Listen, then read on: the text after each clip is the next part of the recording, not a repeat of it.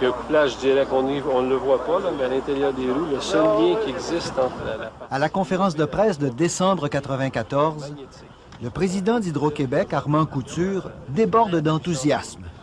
Bon voyage en Californie et mes félicitations.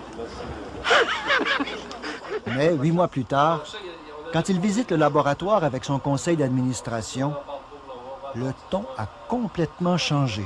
Ça vaut combien, là, cette affaire-là? Si demain matin, puis on vend ça. On va aller à l'appel d'offres, on dit, vous allez mettre votre produit en vente. Ouais, Ça va vous 10 millions, 20 millions? Entre 5 milliards et 0. Là, nous autres, il faut décider si au début, on vote des fonds additionnels considérables, donc on est un petit peu hésitant.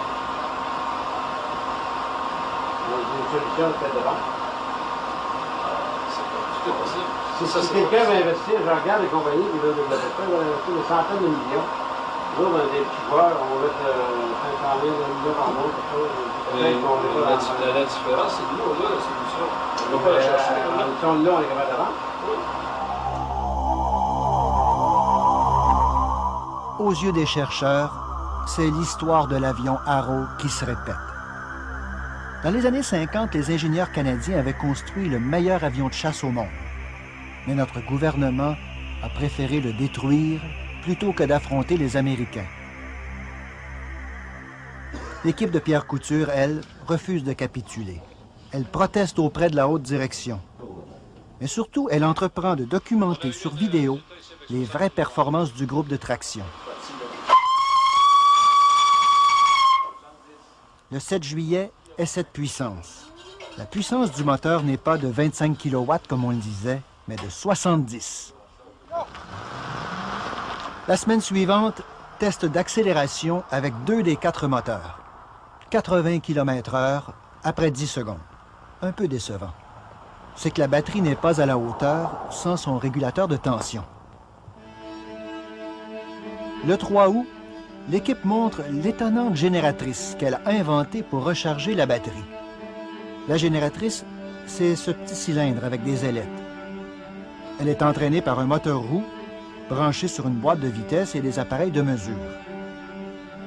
On va donc allumer 204 ampoules de 100 watts, plus de 20 kW de lumière, assez pour fournir un petit village du tiers-monde ou pour chauffer une grande maison pendant l'hiver. Un de cette génératrice. La génératrice est branchée sur le pont de lumière. Le vacarme ici ne vient pas de la génératrice.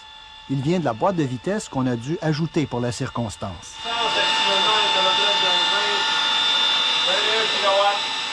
Les créateurs ont donc posé pour la postérité.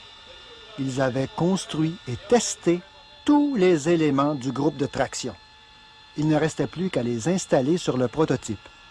Pourtant, le conseil d'administration d'Hydro-Québec, sachant tout cela, ordonnait le jour même qu'on travaille uniquement sur le moteur et qu'on oublie le reste. La semaine suivante, Pierre Couture abandonne la direction du projet et 17 de ses collaborateurs rédigent une lettre de protestation. C'est qu'on se retrouve avec un moteur d'auto qui ne peut même pas servir sur une auto sans les autres composantes. Serait-ce pour l'offrir à la compagnie Bombardier? Si on mettait le moteur sous un train ou un métro, on n'aurait pas besoin du groupe de traction complet. Les explications d'Hydro-Québec? Écoutons Jacques Germain, qui, à la même époque, obtenait des grandes lotos un investissement de 60 millions dans la pile à cèpe. On est tout petit l'hydro comparativement à GM, Ford et Chrysler. Puis, il faut faire comme de la guérilla technologique, se concentrer là où on est fort, puis aller très vite, protéger la propriété. Protéger la propriété intellectuelle? L'équipe de Jacques Germain n'a obtenu aucun brevet depuis que Pierre Couture a été écarté. D'ailleurs, la génératrice dort sur une tablette, même pas brevetée. Aller très vite? Ford est allé vite. En construisant la Synergie 2010 avec des moteurs roues et une génératrice.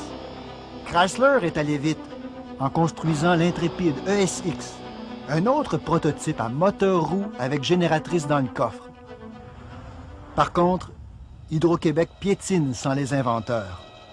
Le moteur n'est pas encore au point, même si on a dépensé autant d'argent que Pierre Couture en demandait pour terminer le groupe de traction au complet.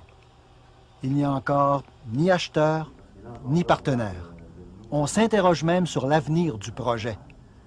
Et dépendant de toutes les réponses à ces questions-là, le coût, les partenaires, etc., l'entreprise aura à décider si oui ou non il y a une phase de recherche complémentaire qui pourrait nous amener à un moteur commercial. Sinon, on pourrait décider de fermer le projet. Oui. Oui. Avec le nouveau président d'Hydro-Québec, André Caillé, changement de discours. Et moi, je suis optimiste. Encore une fois, je ne suis pas prêt à lancer la serviette sur le moteur roue. On va aller jusqu'au bout de cette expérience-là. Il s'agit là de mettre les meilleurs cerveaux, les meilleures têtes ensemble. Les meilleures têtes, ne serait-ce pas les inventeurs, ceux qui ont conçu le projet et qui l'ont donné à Hydro-Québec? Pourrait-on ramener ces créateurs, leur permettre d'achever leur travail? Eh bien non, même si Pierre Couture et quelques autres sont toujours à l'emploi d'Hydro-Québec. Qu'il y a eu de la bisbille, c'est l'évidence. Il y a des chercheurs, oui, c'est une expression que je ne connaissais pas. Il y a des chercheurs qui quittent leur projet ou leur travail sans quitter l'emploi. Effectivement, vous avez raison. Je me suis pris, c'est arrivé, effectivement. Et à cause d'une relation qui était totalement insatisfaisante, à l'évidence pour eux, relation avec les gestionnaires. Puis peut-être du côté des gestionnaires, mes prédécesseurs, il y avait peut-être une opinion semblable, à savoir qui c'était requis. En fait, j'en sais rien. Je ne l'ai pas demandé. Je trouve pas ça important de le savoir, qui était requis de changer ces personnes-là. Moi, quant au passé, là, je ne peux pas rien y changer. J'ai rencontré M.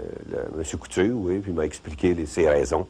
Je reçois ces raisons, mais encore une fois, moi, en ce qui concerne le passé, hélas, je suis comme tous les autres, j'y peux rien, carrément rien.